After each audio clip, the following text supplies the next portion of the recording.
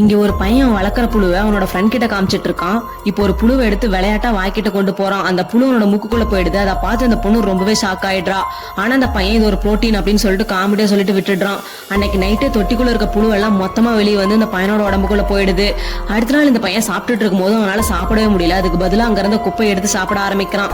அது அவனுக்கு டேஸ்டா தெரியுது. அப்புறமா ஸ்கூலுக்கு போறான். அங்க படிக்கட்டு இருக்கும்போது தெரியாம ஒரு பையன் இடிச்சு கீழே விழுந்துடுறான். ஆனா அவனுக்கு கொஞ்சம் கூட வலிக்கல. உடனே செக் பண்ணி பார்க்கலாம்னு சொல்லிட்டு லாக்கர்ல கையை வச்சு அவனோட கையை அவனே உடைச்சிக்கிறான். ஆனா அப்பயுமே அவனுக்கு வலிக்கல. உடஞ்சு போன விரலும் உடனே சரியாயிருது. அதுக்கப்புறமா அந்த பையன் முட்டாள்தனமான விஷயத்தை எல்லாம் பண்ண ஆரம்பிக்கிறான். பில்டிங் மேல போயிட்டு பைக் வச்சு குதிக்கிறான். அப்போ அவங்க வந்து அவனோட ஃப்ரெண்டு அவனோட ஷோல்டர் திரும்பி இருக்கிறத பாக்குறான். ஆனா அவனோட கையை வச்சே சரி பண்ணிடுறான். அதுக்கப்புறமா அவனோட ஷோல்டரை காட்டுறான். அந்த புழு எல்லாம் இப்ப அவன் உடம்புக்குள்ள போயிடுச்சு. புழுதான் இப்ப அந்த பையனை கண்ட்ரோல் பண்ணிட்டு இருக்கு. இப்ப அந்த பொண்ணு போயிட்டு அவனோட அம்மா கிட்ட நடந்த விஷயத்த எல்லாத்தையுமே சொல்றான். அங்க இருந்து இவங்க 2 பேருமே அவனை தேடி கிளம்பி போறாங்க. இப்ப அந்த பையன் ஒரு மலையில நின்று பைக் ஸ்டாண்ட் பண்ண ரெடி ஆயிட்டு இருக்கான். அப்போ அவங்க வந்து அவனோட அம்மா தடுத்து நிறுத்த ட்ரை பண்றாங்க. அவங்க சொல்றதை கேட்காம கிளம்ப பாக்குறான். இப்போ திடீர்னு வயிற்று புடிச்சிட்டு மொத்த புழுவையும் வாமிட் பண்ணிடுறான். இவன் சொன்னவுக்கு வந்துடுறான். இப்போ கீழே விழுந்த புழு எல்லாம் ஒன்னா சேர்ந்து ஒரு மான்ஸ்டர் மாதிரி மாறுதுங்க.